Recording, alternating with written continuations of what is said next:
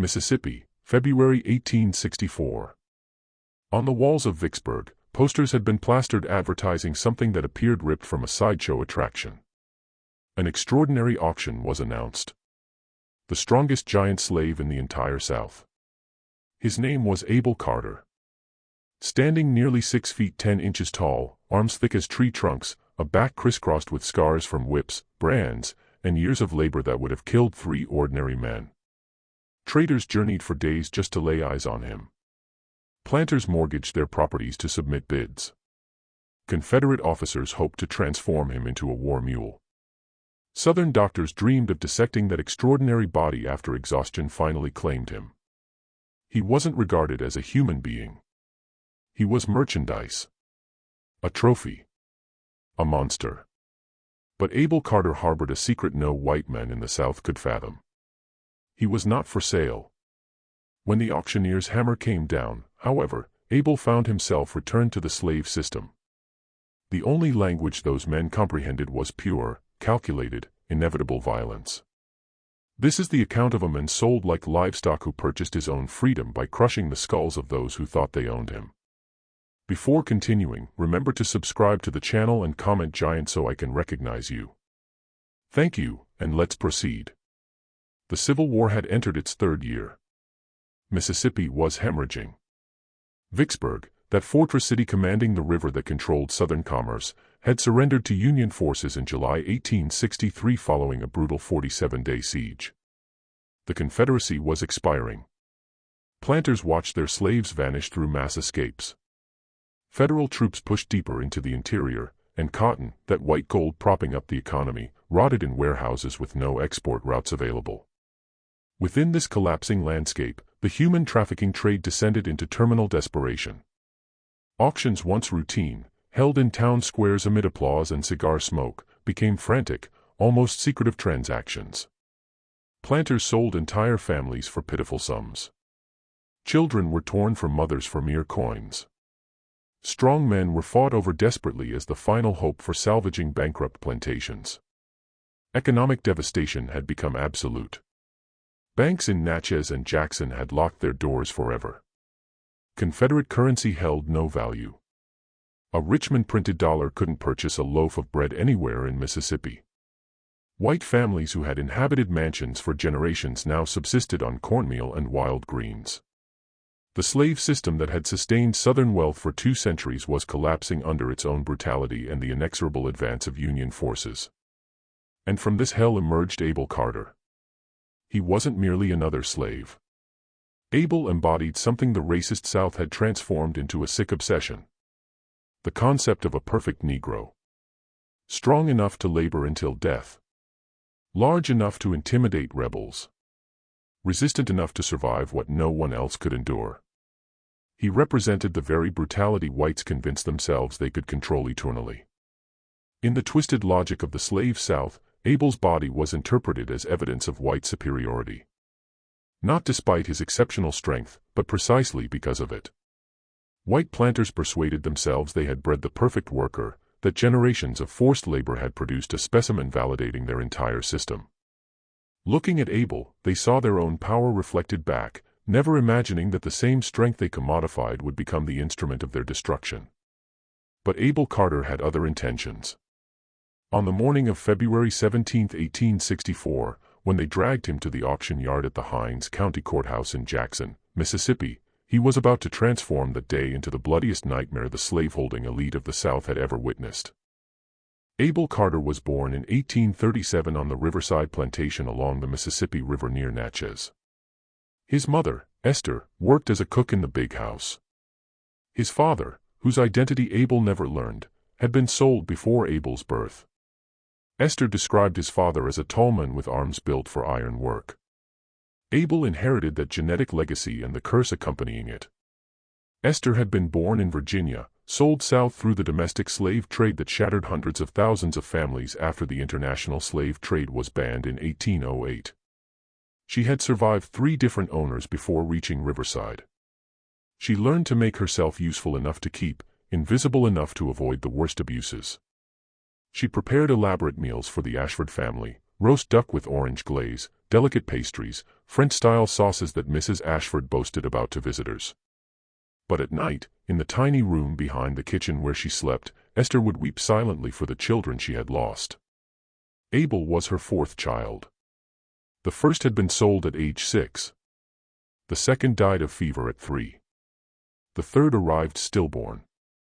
Abel was the only one who survived past infancy. From his first breath, Esther knew he was doomed in a uniquely terrible way. At 5 years old, Abel already exceeded 8-year-olds in size. At 10, he matched adult height. At 13, his shoulders were too broad for the clothes provided. The plantation owner, Daniel Ashford, observed the boy with the same expression a farmer wears watching a bull mature in the pasture. Investment. Ashford was a second-generation planter inheriting Riverside from his father. He considered himself an enlightened slave owner. He didn't beat his slaves as frequently as some neighbors. He permitted garden plots.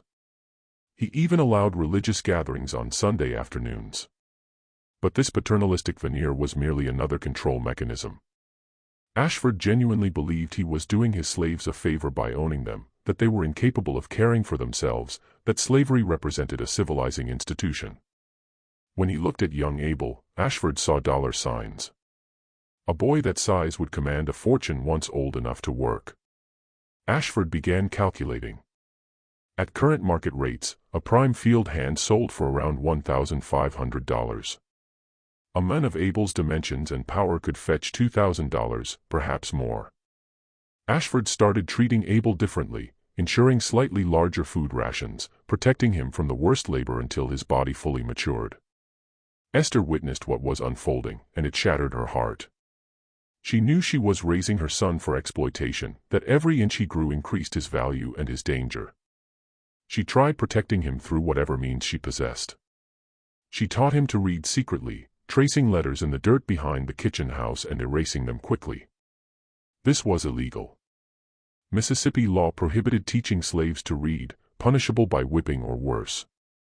But Esther understood that knowledge was the only weapon slaves could conceal within themselves. The only possession that couldn't be taken. She taught him to observe, to recognize patterns, to retain details. "Your mind is yours, baby," she would whisper. "They can own your body, but they can't own what's in here." She would tap his forehead gently. "You remember that. You remember everything." She taught him to control his anger, to swallow his pride, to survive. "A dead hero is just dead," she told him. "You stay alive. You wait for your moment. It will come." None of that would ultimately matter. Abel was condemned from birth. His body was too large. And in the slave South, large bodies were tools, not people. In 1850, at 13 years old, Abel was separated from his mother. It happened on a Tuesday morning in March. Esther was working in the kitchen when Daniel Ashford entered with a well-dressed stranger, a slave trader from Louisiana named Marcus Delacroix. They were negotiating. Esther tried to continue working, tried not to listen, but she heard her name.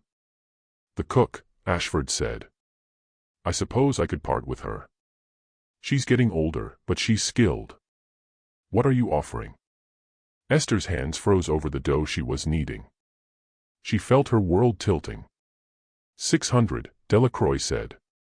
"She's worth more than that. Her French cooking is excellent." "650. Final offer. I'm taking her to New Orleans. Plenty of cooks there." Esther heard Ashford sigh. The sound of a man making a business calculation. Done. She was sold that afternoon. Given 2 hours to gather her possessions, she found Abel in the field where he was learning to plow. When she told him, the boy, already nearly 6 feet tall, began to cry. "Don't cry, baby," Esther said, though tears streamed down her own face. "Don't ever let them see you cry. You remember what I taught you. You remember everything. You stay alive." "Mama, I can't." "You can. You will." She gripped his enormous hands in hers. "You're going to be free one day, Abel. I know it. I feel it. You're going to be free, and you're going to live a life that's yours. Promise me you'll live." "I promise," Abel whispered. It was the last time he ever saw her. Esther was taken to New Orleans and sold to a hotel owner.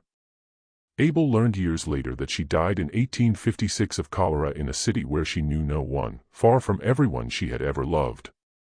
But on that March day in 1850, as he watched the wagon carry his mother away, 13-year-old Abel Carter felt something crystallize inside him that would never melt. Rage. Not the hot, explosive rage that gets men killed, but cold rage. Patient rage. Rage that could wait years for its moment. Rage that would remember every face, every injustice, every humiliation. Rage that would one day demand payment in full. Abel remained at Riverside, now designated for heavy labor. At 13, he performed the work of a grown man, carrying 150-pound cotton bales, digging irrigation ditches through hard clay soil, splitting logs for firewood. Daniel Ashford worked him hard but not brutally, still protecting his investment. But the other slaves began looking at Abel differently. Some viewed him as a curiosity, some with pity, some with a strange kind of hope. An elderly field hand named Samuel started sitting with Abel in the evenings, teaching him things Esther hadn't had time to teach. Samuel had been born in Africa, stolen at age 8 from a village whose name he could barely recall. He was nearly 70 now, his body bent and broken from decades in the fields, but his mind remained sharp. He taught Abel about the stars, how to navigate by them. He taught him about plants, which ones could heal, which ones could kill. He taught him about white people. "They afraid of us," Samuel said one night, his voice raspy. "That's why they so mean. They afraid that if we ever realize how many of us there are, how few of them there are, it all come tumbling down. So they got to break us. Got to make us believe we nothing." "But we're not nothing," Abel said. Samuel smiled, showing gaps where teeth used to be. "No, we ain't. But you got to let them think you believe it. You got to make them think they won. That's how you survive long enough to get free. You think we'll be free one day?" "You will," Samuel said with certainty. "I seen it in dreams. I seen black folks walking free, heads high, nobody owning them. I won't live to see it. But you will. You got something in you, boy. Something they can't break. You hold on to that." Samuel died in 1852, collapsed in the field on an August day so hot the cotton plants were wilting. Abel carried his body back to the quarters, and that night he dug the grave himself, 6 feet deep, and buried the old man with as much dignity as he could manage. The years blurred together after that. Work, sleep, work, sleep. Abel's body continued growing to impossible proportions. By age 15, he stood 6 feet 3. By 17, 6 feet 7. By 19, 6 feet 10. A genuine giant in an era when the average man stood around 5 feet 8. His reputation spread. Slaves from neighboring plantations would hear about the giant at Riverside and come to Sunday gatherings just to see him. White people started pointing and staring when Abel was taken to town. Ashford began receiving inquiries about purchasing him.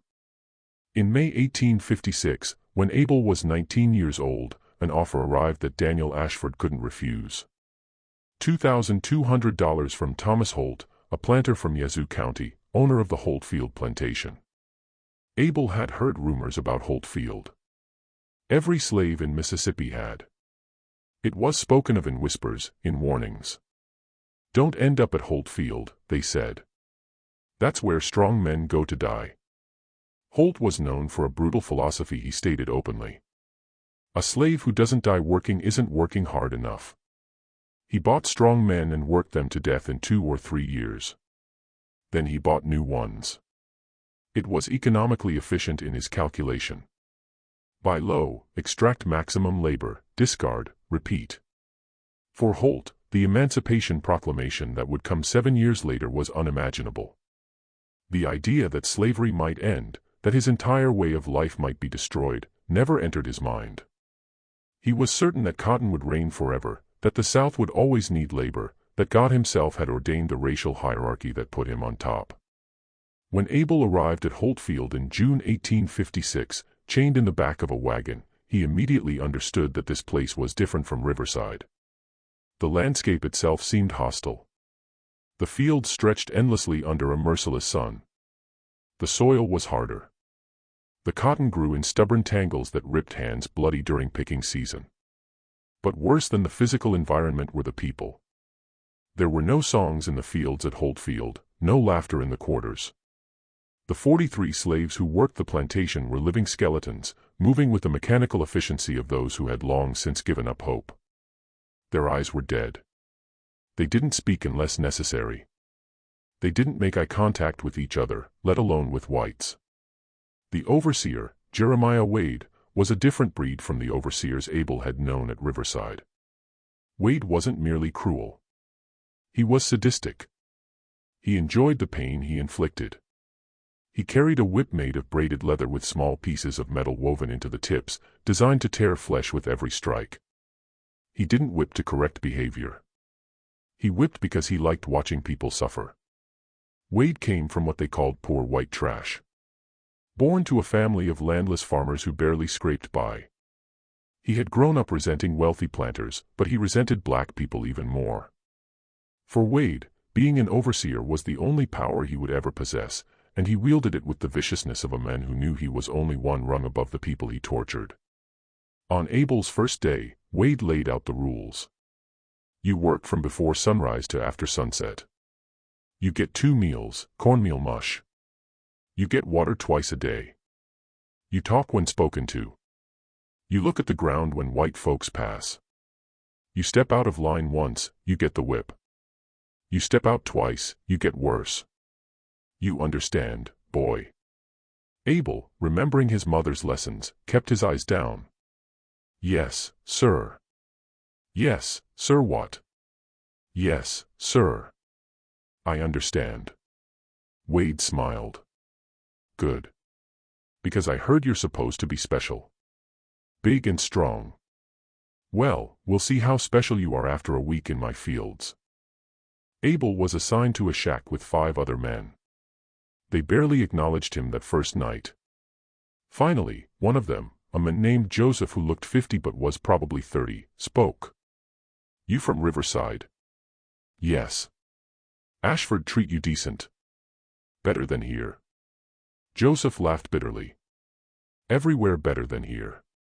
This is hell. Actual hell. And Wade is the devil. He paused. How big you get? 6'10". The men exchanged glances. Another slave named Isaac shook his head. That's bad for you. Wade going to work you triple. He going to want to break you. Show everybody that size don't matter. Let him try, Abel said quietly. Don't, Joseph warned. Don't fight. Don't resist. Just survive. Men who fight Wade end up dead or wishing they were dead. But Abel had made a promise to his mother. He had promised to live, to be free. And he knew that if he let Holtfield break his spirit, he would be dead inside, even if his body kept working.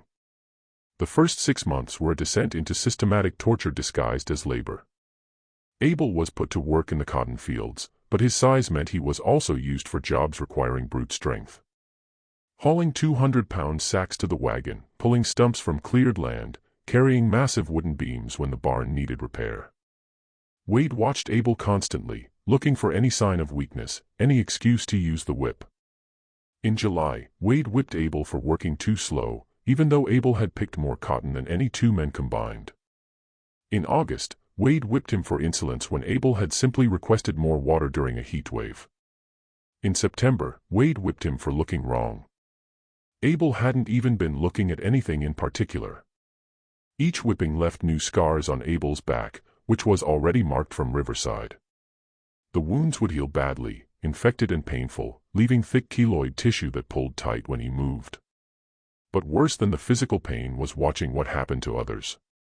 In Abel's first 6 months at Holtfield, 3 men died. The first was a field hand named Peter, who had been at Holtfield for 4 years, an eternity in that place. One morning, Peter simply didn't wake up.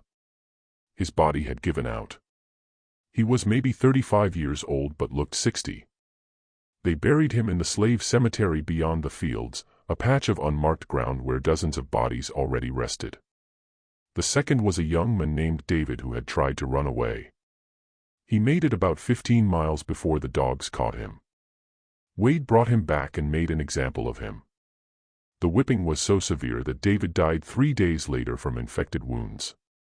Wade seemed annoyed by this. Not guilty, just annoyed that he'd wasted a slave. The third was a man named Marcus who had seizures. He had one while working in the midday heat and fell face down in the field. Instead of getting help, Wade watched him convulse and said, "Lazy bastards faking it." By the time Wade realized it was real, Marcus was dead. Abel witnessed all of this. He absorbed it. He remembered every detail, the names, the faces, the cruelty, the waste. And the cold rage inside him grew colder and harder, like iron being forged in an endless fire. But Abel also began doing something else. He began to prepare. While working, he studied the plantation's layout. He memorized where the overseers made their rounds and when. He noted which dogs were aggressive and which were lazy. He observed which slaves might be trustworthy and which reported conversations to Wade hoping for better treatment. He listened to every conversation he could, especially when fugitive slaves were captured and brought back to the area. Wade would sometimes force Holtfield slaves to witness the punishment of runaways from other plantations as a warning. But Abel listened to the whispered details about where they had tried to go, what routes they had taken, what had gone wrong. He learned about the Underground Railroad, the secret network helping slaves escape to the north. He learned that certain plants could mask human scent from dogs. He learned that moss grew on the north side of trees. He learned that following water upstream could lead to freedom, while going downstream often led to more plantations and certain capture. Abel wasn't planning to escape yet. He knew the statistics were brutal. Most runaways were caught within days. Only about 1 in 10 made it to freedom. The punishment for attempted escape was horrific. Besides, something else stirred within Abel. He didn't want to run. He wanted something else, something he couldn't quite name yet. He wanted justice.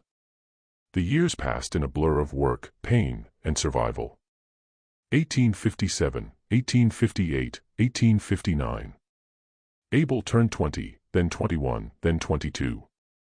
His body stopped growing taller but became even more muscular, hardened by constant labor. He was a marvel of human endurance. He could work longer, lift more, endure worse conditions than any man Wade had ever seen. Perversely, this made Wade hate him more because Abel wouldn't break. The spirit in Abel's eyes never quite died, and Wade could sense it, could feel that underneath the "yes sir" and the bowed head, Abel Carter was not truly subjugated. In 1860, the nation held an election that would change everything. Abraham Lincoln won the presidency on a platform preventing slavery's expansion into new territories. The southern states began to secede. South Carolina left the Union in December 1860. Mississippi followed in January 1861. The slaves at Holtfield whispered about it at night. Could this mean freedom? Would there be a war? What would happen to them? In April 1861, Confederate forces fired on Fort Sumter in Charleston Harbor. The Civil War had begun. Thomas Holt announced to his slaves that they would work even harder to support the Confederate war effort. "This war is about protecting our way of life," he told them, as if they had any stake in preserving the system that enslaved them. "You'll do your part." The war initially seemed distant from Holtfield, but gradually things began to change. Young white men from the area enlisted or were conscripted into the Confederate Army. Supplies became scarce. Confederate troops began confiscating food and materials from plantations. Rumors began spreading about something revolutionary. Black men were fighting for the Union. In 1862, the Union Army began accepting black soldiers. By 1863, black regiments were fighting throughout the South, including in Mississippi. This news spread through the slave quarters like wildfire. Black men with guns. Black men in uniform. Black men killing slave owners and living to tell about it. For Abel, this was a revelation. Freedom wasn't merely about escape. Freedom could be fought for. Could be taken by force. In August 1862, something happened that would transform Abel from a slave into a legend. It was a day that started like any other, brutally hot, over 105 degrees in the shade. Abel was transporting cotton bales from the warehouse to the wagon. Each bale weighed about 220 pounds. He had been working since 4 a.m. It was now past noon. He had carried 47 bales. His body was screaming. His vision was blurring from dehydration and heat exhaustion. 3 overseers were supervising. Jeremiah Wade, the head overseer. Connor Hayes, Wade's assistant, known for breaking the fingers of slaves he deemed lazy. And a new overseer named Samuel Briggs, who had joined the plantation 2 months earlier and was eager to prove his cruelty. Abel lifted the 48th bale, got it onto his shoulder, and began walking toward the wagon. His right knee, which had been hurting for days, suddenly gave out. He stumbled. The bale fell, and Abel went down with it, the 220 pounds crushing his shoulder into the hard ground. For a moment, he lay there, pain shooting through his body. He had to get up. He knew what would happen if he didn't get up immediately. But before he could move, Jeremiah Wade was standing over him, whip in hand. "Get up, you lazy son of a bitch." The first lash caught Abel across the back, tearing through his thin shirt and opening the skin. Abel gasped and tried to rise. The second lash hit his shoulder right where the bale had crushed it. The pain was blinding. "I said get up," Wade screamed. Abel got to his hands and knees. Connor Hayes walked over and kicked him hard in the ribs. Abel heard something crack. "Move," Samuel Briggs was yelling. "Move or we'll whip you to death right here." Abel tried to stand, but his injured knee wouldn't hold his weight. He fell again. The third lash caught him across the neck. Abel felt blood running down his back, soaking his shirt. The fourth lash hit his face. Something inside Abel Carter snapped. It wasn't a conscious decision. It was something deeper, more primal. Every beating he had endured, every humiliation, every person he had watched die. Every night he had gone to sleep in pain. Every morning he had woken to a life he didn't choose. Every memory of his mother being torn away from him. Every promise he had made to survive. All of it came together in one moment of absolute clarity. Abel Carter, 6 feet 10 inches tall, 310 pounds of muscle and rage, rose from the ground like a force of nature. His right hand shot out and grabbed the whip in midair as Wade brought it down for another strike. Abel yanked hard, pulling Wade off balance. His left hand formed a fist and connected with Connor Hayes's face with the force of a sledgehammer. Hayes's nose shattered. 3 teeth exploded from his mouth. He dropped like a stone. Samuel Briggs started to run. Abel pivoted, grabbed Briggs by the shirt, and threw him against the wall of the warehouse with such force that Briggs left a dent in the wooden planks before collapsing to the ground unconscious. Jeremiah Wade, recovering from being pulled forward, dropped the whip and pulled a knife from his belt. He lunged at Abel. Abel caught Wade's wrist in mid-thrust. He squeezed. The bones in Wade's wrist cracked like dry twigs. Wade screamed. The knife clattered to the ground. Then Abel did something he had fantasized about for 6 years. He grabbed Jeremiah Wade by the throat with both hands and lifted him off the ground. Wade's feet kicked uselessly in the air. His face turned red, then purple. His eyes bulged. He clawed at Abel's hands, but he might as well have been clawing at iron. The other slaves working nearby had stopped. They stood frozen, watching. Some were terrified. Some were awed. All understood they were witnessing something that could never be taken back. Abel looked into Jeremiah Wade's eyes and saw pure terror. The men who had terrorized Holtfield for years, who had whipped and brutalized dozens of human beings, who had tortured Abel specifically for 6 years. This man was helpless, powerless at Abel's mercy. For 5 seconds, Abel had the power to end a life. 5 seconds where he could squeeze just a little harder and watch the light go out of Wade's eyes. 5 seconds where he could deliver justice, revenge, recompense for every scar on his back. But he thought of his mother. He thought of her last words to him. You're going to be free one day. And you're going to live a life that's yours. If he killed Wade, he would be hunted down and killed. Tortured first, probably made an example of. His life would end here. Abel released Wade. The overseer fell to the ground, gasping and vomiting.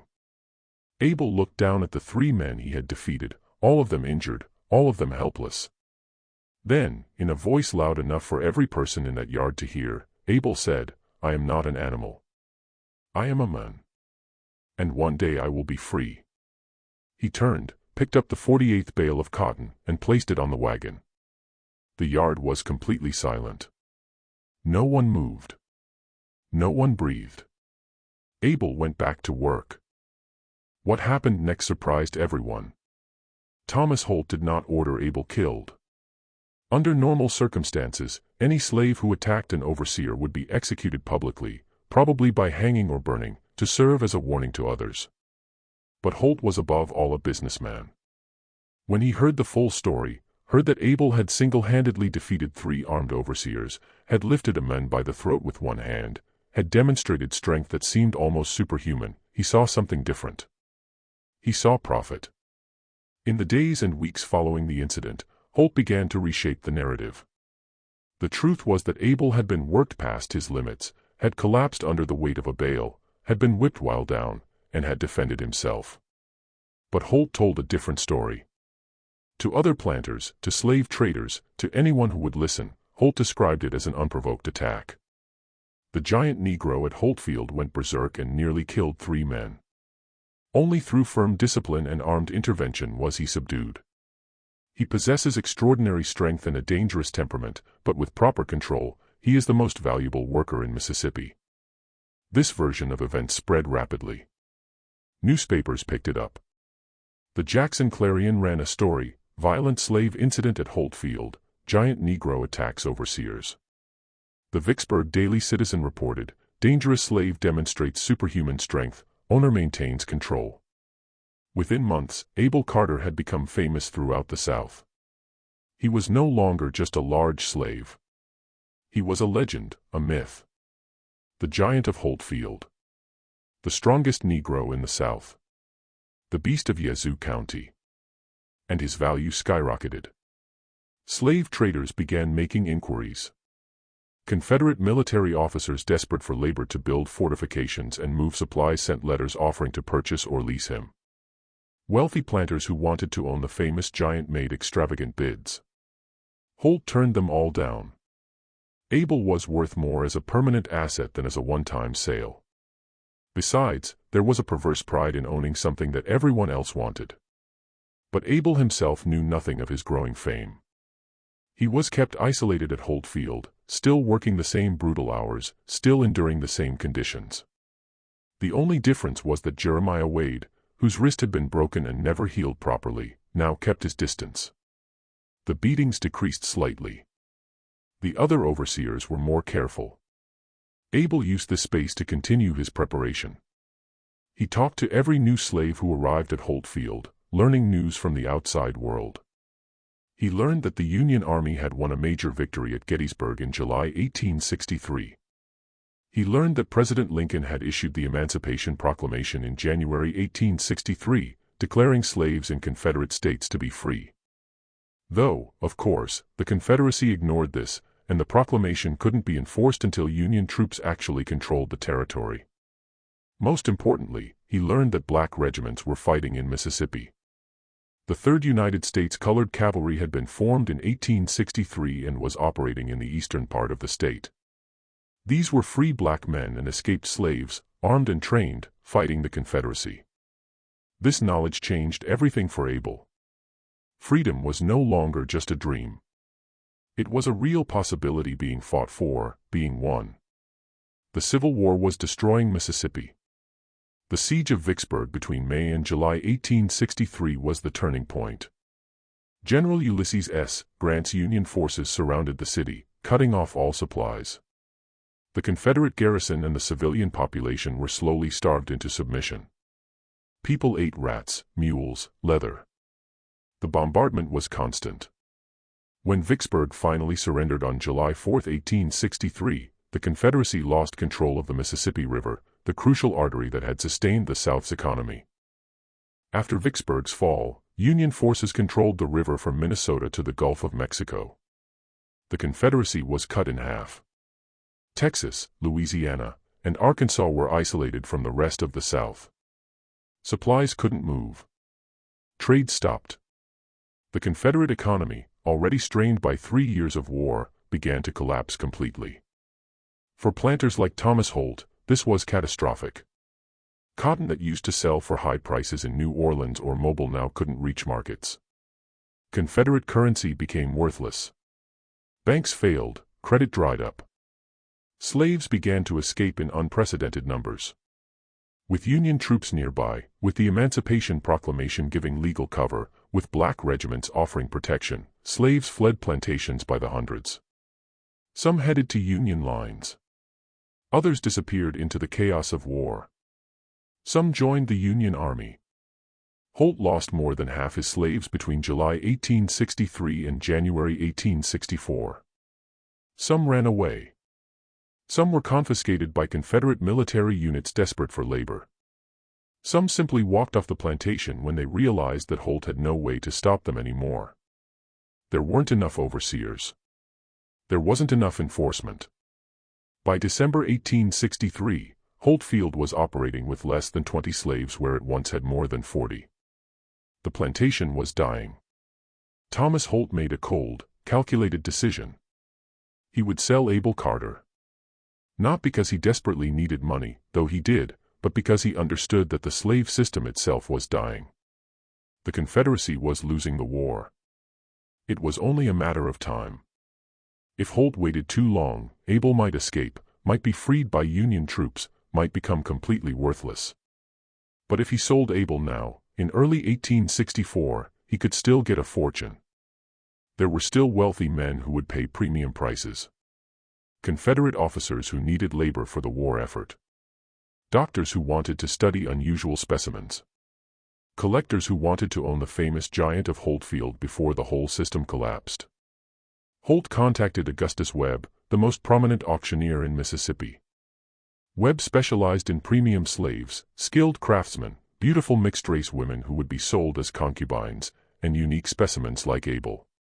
Together, they planned the auction for February 17, 1864, at the Hinds County Courthouse in Jackson, Mississippi's capital.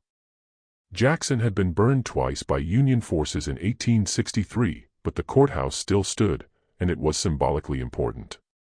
The seat of state power. Webb crafted an advertisement that ran in newspapers across 3 states. Extraordinary auction. February 17, 1864. Jackson, Mississippi. The strongest giant slave in the South. Abel Carter. Age 27. Height 6 feet 10 inches. Weight 310 pounds. Exceptional strength demonstrated in documented incident. Proven endurance through years of hard labor. Ideal for heavy work, military transport, or scientific study. Physical examination available before auction.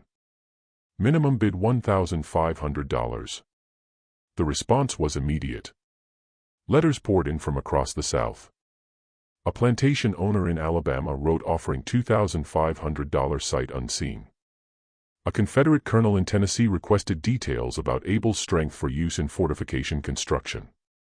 A doctor in New Orleans expressed interest in anatomical research.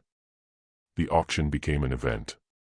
In a collapsing Confederacy with death and destruction everywhere, the sale of the famous giant slave represented a grotesque last gasp of the old order.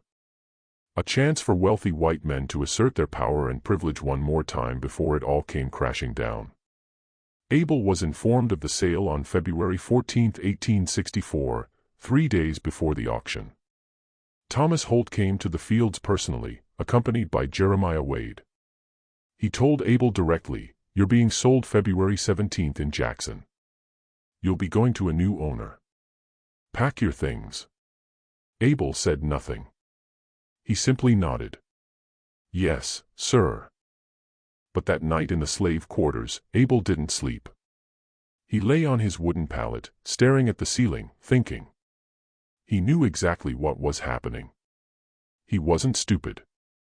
He had heard the conversations, seen the letters, understood that he was being sold as a curiosity, a freak, a specimen. He knew that whoever bought him would either work him to death as a show of dominance, or worse. He had heard the rumors about doctors who bought slaves to experiment on, to dissect, to study like animals. Abel realized something fundamental. This was his last chance. If he was sold to a planter in the deep interior, far from Union lines, he might never get another opportunity to escape. If he was sold to the military, he would be worked until he dropped dead. If he was sold to a doctor, he might end up as a corpse on an examination table. The auction in Jackson was different. It would be public. In a city with crowds. With chaos. Union forces controlled parts of Mississippi. They were less than 100 miles away. If he could get free during the auction, if he could escape in the confusion of the city, he might be able to reach Union territory. But escape wasn't enough. Something deeper was crystallizing in Abel's mind. He thought about his mother, sold away when he was 13, dying alone in New Orleans.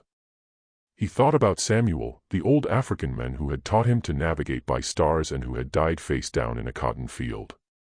He thought about Peter and David and Marcus and all the others who had died at Holt Field.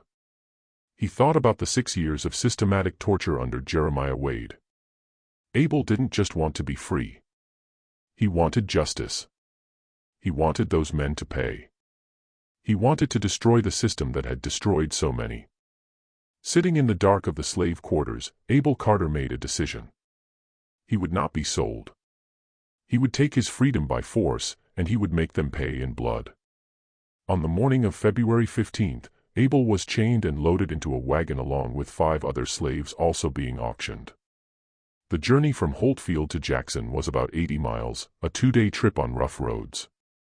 Jeremiah Wade was in charge of the transport, accompanied by 3 other armed white men. Wade's wrist had never healed properly from Abel's attack 18 months earlier. He wore a brace and couldn't grip a whip anymore. This infuriated him, and he took out his frustration on the other slaves. But he was careful around Abel. During the journey, Abel observed everything with the intensity of a man preparing for war. He noted the roads, the terrain, the distances between towns. He listened to the guards' conversations, learning that Union cavalry had been spotted near Meridian, about 90 miles to the east. He watched how the guards became more relaxed as they drank whiskey and played cards at night. On the first night, the caravan stopped at a tavern in Clinton, about 10 miles west of Jackson. The guards went inside to drink. The slaves were left chained in a barn, given no food. One of the other slaves, an elderly man named Isaiah who was being sold because he was too old for field work, whispered to Abel in the darkness. "You know what they gon' do with you in Jackson?" Abel didn't answer. Isaiah continued, his voice sad and knowing. "I heard the guards talking. They say there's a doctor paying top dollar for you. $3,000. He want to study you. Cut you open. See what make you so big." Abel had suspected this, but hearing it confirmed made it real. His body went cold. "You got to run," Isaiah whispered. "Tonight. They drunk. You could break these chains, strong as you are. If I run tonight, they'll hunt me down before I get 10 miles, Abel said quietly. But tomorrow in Jackson, in the middle of the auction with hundreds of people, that's when I move. They'll kill you. Maybe. But I'd rather die fighting than die on some doctor's table." Isaiah was quiet for a moment. Then he said, "When you make your move, you make it count. You hear me? Make it count for all of us who never got the chance." "I will," Abel promised. The next day, February 16th, they reached Jackson. The city was a shell of what it had been. Union forces had burned it twice in 1863, once in May during the Vicksburg campaign, and again in July. Entire neighborhoods were gone, reduced to blackened ruins and skeletal chimneys. The smell of old smoke still hung in the air. But the Hinds County Courthouse still stood, a white-columned building in the center of town that had somehow survived the fires. It was a symbol of Confederate authority, of the old order that was trying desperately to maintain control. Abel was taken to a holding cell in the courthouse basement.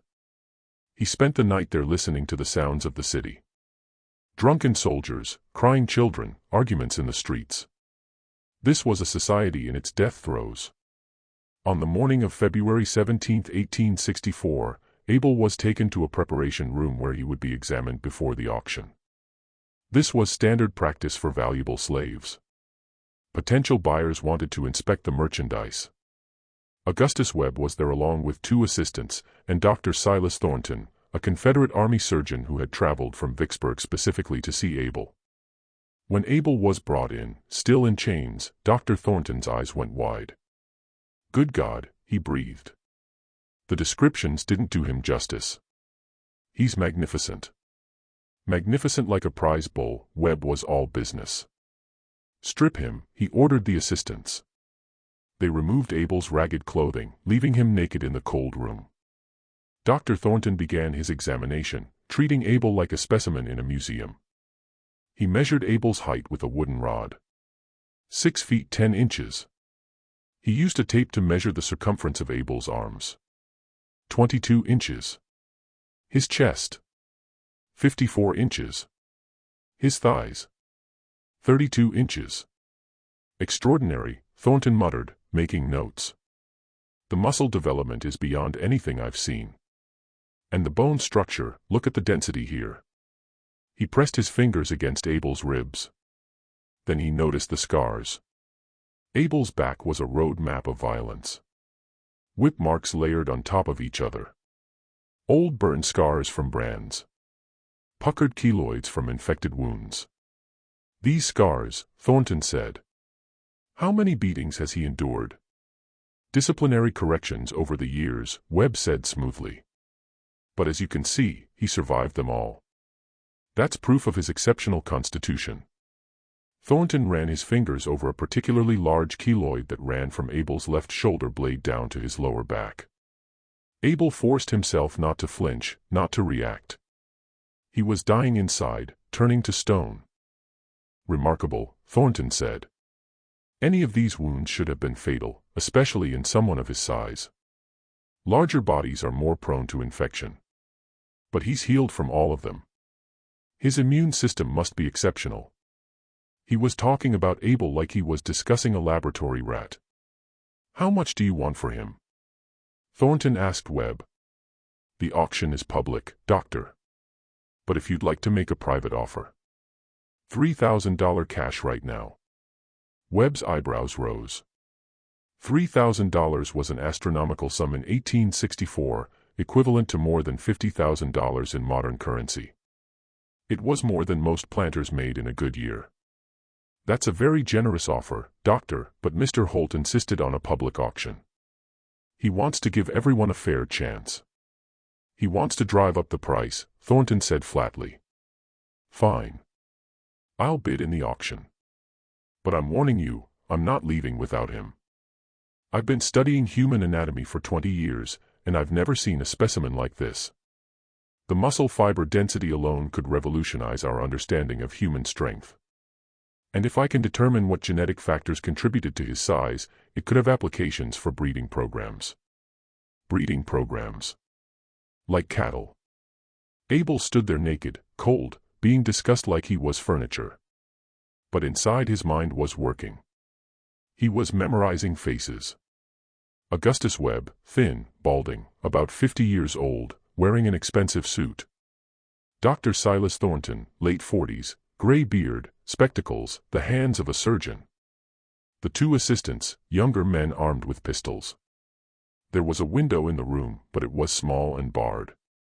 One door, currently guarded. The chains on Abel's wrists were heavy iron, attached to a shorter chain between them. His ankles were also chained. Impossible odds. But Abel had already decided he would die before he let Dr. Thornton buy him.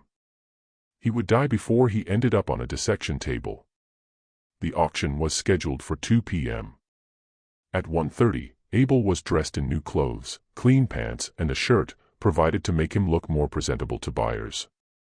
Then he was led out to the courthouse yard. The scene was grotesque. More than 200 white men had gathered. Planters in fine suits despite the war's privations. Slave traders in work clothes. Confederate officers in gray uniforms. Doctors, curiosity seekers, even some who had brought their wives and children to watch the spectacle. A wooden platform had been built in the center of the yard.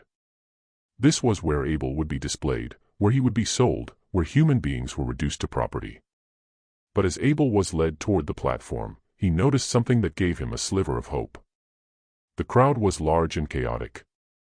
People were drinking, talking loudly, moving around. The guards were trying to maintain order, but there were too many people. And near the gate that led to the street, there was a wagon loaded with firewood, abandoned by someone. If he could create enough confusion, if he could fight his way to that gate. Augustus Webb climbed onto the platform and raised his hands for silence. The crowd gradually quieted. Gentlemen, Webb's voice carried across the yard. Ladies. Welcome to what may be the most extraordinary auction ever held in the state of Mississippi. Cheers and applause. Today we offer for your consideration not merely a slave, but a marvel of nature. A man whose strength defies belief. A giant among men. More cheers. This was entertainment for them. A show. Gentlemen, I present to you Abel Carter, the strongest giant slave in the South. Abel was pushed onto the platform. The crowd erupted. Gasps, exclamations, people pointing and staring. 6 feet and 10 inches tall, Webb shouted. 310 pounds of pure muscle. Capable of carrying loads that would break ordinary men. Capable of working 20 hours without rest. A fat planter in the front row shouted, "Is he docile? Or is it true he attacked 3 overseers?" Webb smiled, prepared for this question. A minor incident, sir, blown out of proportion by rumor. The truth is that Abel Carter is a disciplined, obedient worker. His previous owner, Mr. Thomas Holt of Yazoo County, will attest to his value. Let us examine him, someone else shouted. Of course. Webb gestured to the guards. Remove the wrist chains. Gentlemen may inspect the merchandise. This was the moment Abel had been waiting for. The guards approached and unlocked the heavy chains from his wrists. Abel rubbed his wrists, feeling blood flow return to his hands. His ankles were still chained together, but his hands were free. Dr. Thornton climbed onto the platform and began another examination, this time for the crowd's benefit. He had Abel open his mouth to show his teeth. He had Abel raise his arms to display his muscle development. He asked Abel to turn around to show the scars on his back. These scars tell a story, Thornton announced to the crowd. This Negro has survived brutal punishments that would have killed lesser men. He is quite simply the most physically impressive human specimen I have ever encountered. A Confederate colonel in the crowd shouted, "Can he lift something? Let's see this strength." Webb loved this idea. "Bring the anvil," he ordered. 2 men struggled to carry an iron anvil onto the platform. It weighed about 180 pounds. They set it down with a heavy thud. "Abel," Webb commanded, "lift it over your head." Abel looked at the anvil. Then he looked at the crowd. Then at the guards, counting them. 12 armed men scattered around the yard. The distance to the gate was about 120 feet. The wagon was closer, maybe 80 feet. If he was going to move, it had to be now. Abel bent down and picked up the anvil with both hands. He lifted it slowly, demonstrating his strength, raising it above his head. The crowd applauded and cheered. While Abel held the anvil above his head, he scanned the yard one more time, calculating angles, distances, obstacles. He noticed that Dr. Thornton was standing just below the platform, eager and excited. Augustus Webb was to his right, also focused on the display. Jeremiah Wade was there too, leaning against a column near the courthouse entrance, his damaged wrist in its brace, a smile on his face, enjoying the show. Abel lowered the anvil and set it down gently on the platform. "Magnificent," Webb shouted. "Now, gentlemen, shall we begin the bidding? The minimum bid is $1,500. $1,500, someone shouted immediately.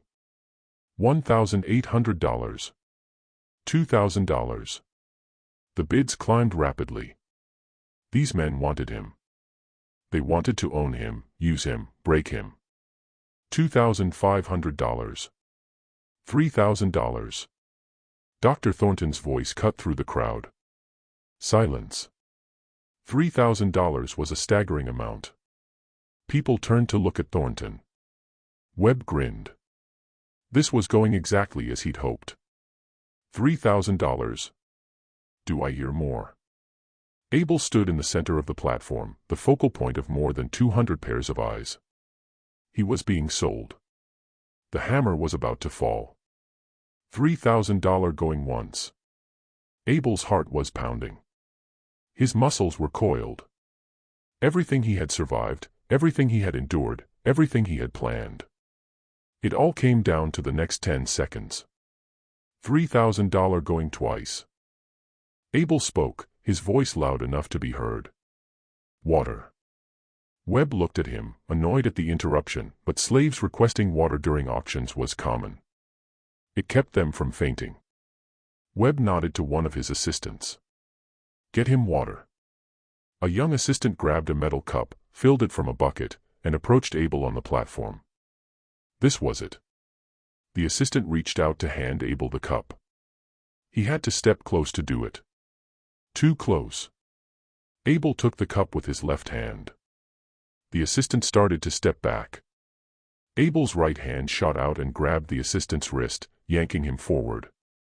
Before the men could shout, Abel had spun him around and thrown him off the platform into the crowd. With his left hand, Abel hurled the water directly into Augustus Webb's face, blinding him temporarily. And then, before anyone could react, Abel bent down, grabbed the 180-pound iron anvil with both hands, and threw it. The anvil flew through the air like a cannonball, spinning deadly. It struck Augustus Webb in the center of his chest with a sound like a tree branch snapping. Webb's sternum shattered, his ribs caved in. He was thrown backward off the platform, landing in a broken heap on the ground. Augustus Webb, the auctioneer who had sold thousands of human beings in his career, was dead before he hit the dirt. For one frozen second, no one moved. The crowd was in shock. This couldn't be happening. Slaves didn't fight back. Slaves didn't kill their masters. This was impossible. Then someone screamed, and hell erupted in the courthouse yard. Abel didn't hesitate. He jumped off the 6-foot platform, easy for someone his size, and landed directly in front of Dr. Silas Thornton. Thornton's face went white. He tried to back away. Now wait! Abel grabbed him by the throat with his right hand and lifted him into the air, just as he had done to Jeremiah Wade 18 months ago. But this time, Abel didn't let go. He squeezed. Thornton's eyes bulged, his hands clawed at Abel's wrist, his feet kicked uselessly. Abel looked into the doctor's eyes and said quietly, "You wanted to study me. Here's your chance." He squeezed harder. Dr. Silas Thornton's neck broke with an audible crack. His body went limp. Abel dropped the corpse and ran. The crowd erupted into complete chaos. Women were screaming. Men were shouting. People were running in every direction. Some trying to get away from Abel, some trying to stop him.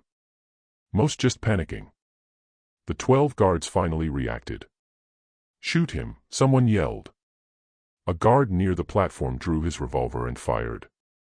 The bullet went wild, missing Abel by feet. Another guard raised his rifle. He fired. This bullet caught Abel in the left shoulder, tearing through muscle. Abel felt the impact, felt the hot pain, but adrenaline kept him moving. He ran toward the wagon he had spotted earlier. People scrambled to get out of his way. A well-dressed planter stumbled in front of him. Abel shoved the men aside without slowing down. More gunshots. One bullet hit the ground near his feet.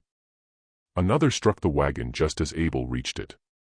The wagon was loaded with firewood, logs for heating stacked high. Abel grabbed the side of the wagon and pulled, using all his strength. The wagon was heavy, but Abel's rage gave him superhuman power. He heaved, and the wagon tipped over, spilling logs everywhere and creating a barricade between him and the guards. Bullets thudded into the wood. Someone was shouting orders, "Surround him. Don't let him reach the street." But Abel wasn't trying to hide behind the wagon. He was looking for something else. And he found it. A wood-cutting axe, its blade buried in one of the logs. Abel wrenched the axe free and ran again, now toward the gate that led to the street. 3 guards blocked his path. They were trying to reload their rifles, fumbling with powder and shot, realizing too late that Abel was coming too fast. The first guard got his rifle up. Abel threw the axe. It spun through the air, the blade catching sunlight, and embedded itself in the guard's chest. The men went down hard. The second guard tried to tackle Abel. It was like trying to tackle an oak tree. Abel grabbed the man by his shirt and belt and literally threw him against the brick wall of the courthouse. The guard hit with a sickening crunch and slid to the ground unconscious. The third guard pulled a pistol. He was shaking so badly he could barely aim. He fired. The bullet grazed Abel's right thigh. A line of fire, but not enough to stop him. Abel punched the guard in the face. The man's jaw shattered. He dropped like a stone. Abel was at the gate now, almost to the street, almost to freedom. Abel. He knew that voice. He turned. Jeremiah Wade was 30 feet away, standing in the middle of the yard, holding a rifle pointed directly at Abel's head. The crowd had scattered, leaving a clear space between them. Bodies lay on the ground. Webb's corpse, Thornton's corpse, the guards Abel had fought. Blood was everywhere. The courthouse yard looked like a battlefield. Wade's face was twisted with rage and fear. "You think you can do this? You think you can kill white men and just walk away?" Abel stood still. Blood was running down his shoulder from the bullet wound. His thigh was bleeding. His hands were covered in other people's blood. "Get on the ground," Wade ordered. "On your knees. Now." Abel didn't move. "I'll kill you," Wade screamed. "I'll blow your fucking head off." Abel took a step forward. "Stop. I'm warning you." Another step. "I'll do it. I swear to God I'll do it." Abel looked at Jeremiah Wade, the men who had whipped him hundreds of times over 6 years, the men who had broken strong men for fun, the men who represented everything evil about the system that had stolen Abel's life. Abel said calmly, clearly, "Then do it. Because I would rather die right here, right now, than spend one more second as your property." Jeremiah Wade pulled the trigger. Click. Nothing. The rifle had misfired. The powder was damp, a common problem with Confederate weapons in the final years of the war when quality control had completely broken down. Wade's eyes went wide with horror as he realized what had happened. Abel covered the 30 feet between them in less than 3 seconds. He ripped the rifle out of Wade's hands and broke it in half over his knee as easily as snapping a twig. Wade tried to run. Abel grabbed him by the back of his shirt and lifted him off his feet. "Please," Wade whimpered. "Please don't kill me. I was just doing my job. I was just following orders." "Following orders," Abel repeated. His voice was cold as ice. "You enjoyed it every single time. You smiled when you whipped me. You laughed when other men died. Please. Do you remember," Abel said, "when I was 13 years old, first month at Holdfield, and I asked you for water because I was about to collapse from heat, and you said, 'Niggers don't get thirsty,' and whipped me until I couldn't stand." Wade was crying now, tears and snot running down his face. "I'm sorry. I'm sorry. Please. Do you remember when Peter died in the field and you said he was faking it? I'm sorry. Do you remember what you said to me last week? You said you're going to make some doctor very rich when he cuts you open. Wade couldn't even form words anymore. He was just sobbing. Abel looked at this pathetic man, this coward who had only ever had power because the system gave it to him, who had tortured people because he could. Abel realized something. Killing him would be mercy. Instead, Abel walked over to the brick wall of the courthouse, still carrying Wade, and said, "I want you to live. I want you to live a long time, and I want you to remember every single day for the rest of your life that you were beaten by a man you thought was an animal." Then Abel threw Jeremiah Wade against the brick wall with all his strength. The impact was devastating. Wade's spine broke in 3 places. He crumpled to the ground, paralyzed from the waist down, gasping in agony. Abel didn't look back. He turned and ran through the gate into the streets of Jackson. Behind him, the courthouse yard was carnage. 2 dead, multiple wounded, a paralyzed overseer, and more than 200 white men in a state of shock and terror. The strongest giant slave in the South had just bought his freedom with blood, and the hunt was about to begin.